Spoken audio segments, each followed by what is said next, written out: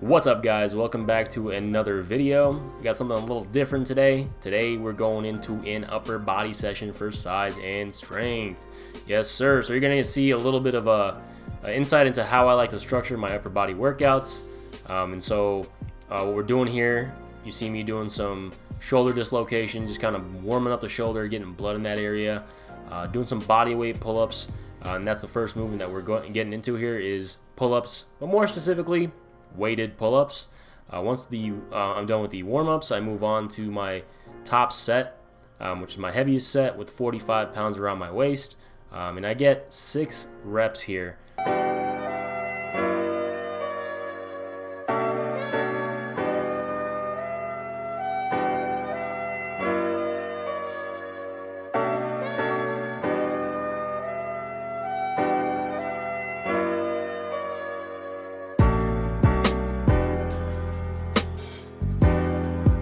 Which is actually a PR for me. I've never done that before. They weren't the cleanest reps, I will say, but you know, I'll count them nonetheless. You know, I'll take a PR when they come to me. So I'm pretty happy about how that went. Then we go down to 35 pounds for 2 sets, and then I get 7 and 5 respectively. And after I'm done with the 35 pounds, we move on to just my body weight for 12 reps, which again, pretty good. The best I've gotten so far at 185 pounds body weight, which is where I'm currently at. The max amount of pull-ups I've gotten is 15. I'm really hoping to break that pretty soon as I get lighter and lighter, because I am in a little cut here, guys. I am looking noticeably more lean. I'm seeing more muscular definition. The lats are definitely popping in this footage here, which I'm really happy to see. Hopefully you guys are enjoying the slow, lean progress here. But yeah, so it's looking good so far. We're going strong. Moving on though, we're going to be then going into the second movement here. It's the seated Z press. Now for those of you that don't know what a Z press is, it's basically just doing an overhead press, usually off of the ground in a seated position with your legs in front of you, with no back support. That's the most important part, no back support. So here I'm doing it on a bench, and I'm also doing it in a Smith machine. I prefer using the Smith machine just because I feel like I get a better contraction in the areas I'm aiming to train, and I don't know, I think it's just an underrated machine that's great for, you know, hypertrophy based exercises, and people overhate on it for no reason. Anyway, rant aside, we're going into the top set here. We're going to be hitting 130 pounds for a set of 3, which I get. Check this out.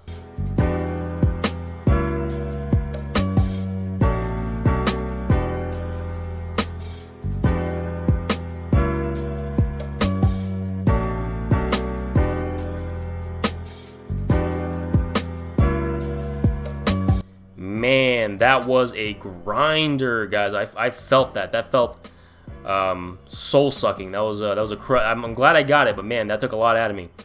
Moving on, we do some back offs. We drop down to 70 pounds, and then I get 15, 12, 10 for the reps, which is pretty good. I'm glad that I got double-digit reps every single time. The way that I like to structure my workouts as far as my reps go is I like to make sure that I'm losing reps in the subsequent sets, and if I do lose reps in set 2 and 3, just goes to show that I put a good enough effort in set 1 to make that happen.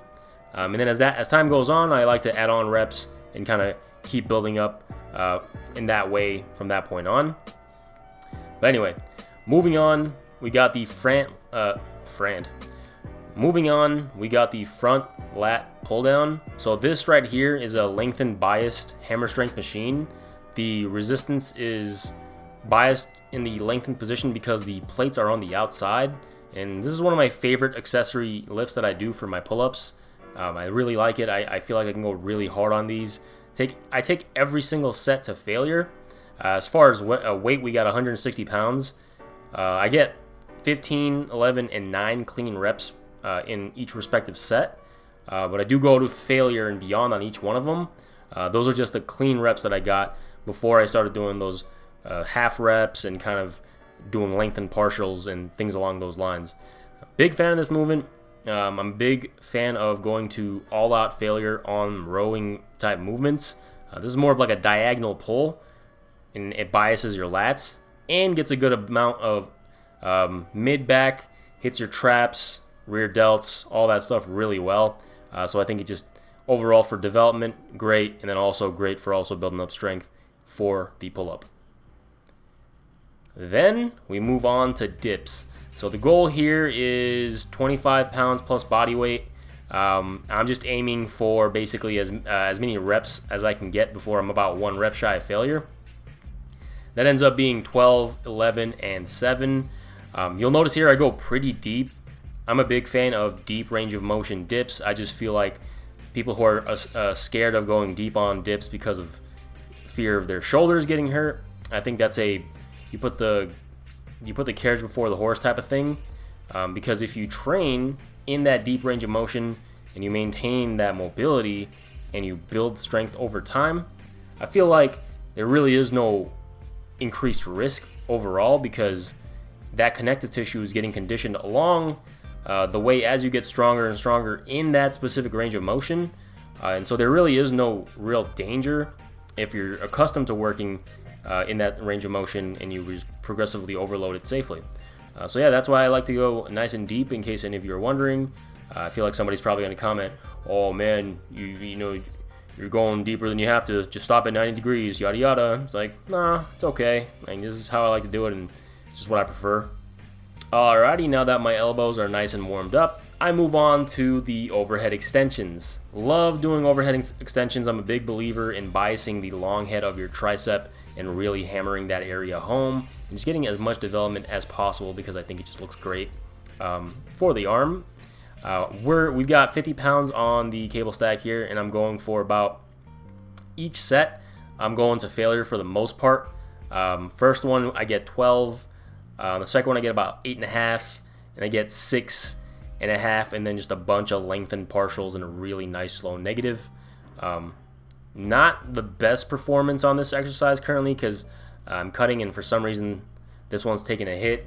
It's been unexpected, but whatever. I'm still getting a good stimulus in. I'm still getting nice absolute intensity in that area, so I'm enjoying it. Nonetheless, performance is going to drop down when you're in a cut. It is what it is. I'm not too bogged down by it. Alright, and then moving on, we've got the final movement of this session, the cable Pelican curl. Now, I don't see many people doing this one, but I do love doing this movement for hitting the biceps specifically in that lengthened position. I feel like it has all the benefits of an incline curl without all the negatives of the awkward positioning of the bench relative to your torso and your limb length. This is a lot more accommodating, just because you can lean forward and work in whichever range of motion works with you. And unlike a regular Pelican curl, where to get a full range of motion, you have to be an absolute monstrosity in terms of arm strength and conditioning. This allows you to scale the resistance curve to a level that you can get both the concentric and eccentric, and slowly progress over time to a point where you're actually very strong, and could potentially even get you to the point that you're able to do a full Pelican curl, which is just your body weight. Not necessarily sure if that's a 1-for-1 carryover, but I don't believe it could hurt, right? But yeah, we get 11, 10, and 6 for this exercise. The weight is 32.5 pounds per side. It was a pretty good performance overall. I increased the weight for this session because in the last session I hit my desired rep range.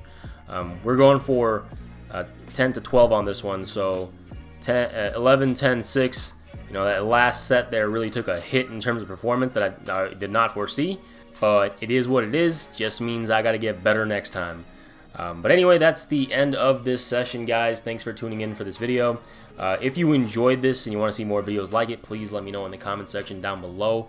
Be sure to subscribe, like, share the video with a friend that you think might enjoy this type of content as well. I'm really trying to experiment with things. I like doing these kind of voiceover videos where I'm just talking over my training footage and going into detail about why I do things in the certain ways that I do them. And if you guys want to see more stuff like that, again, please let me know. Thank you for your time. You have a great rest of your day.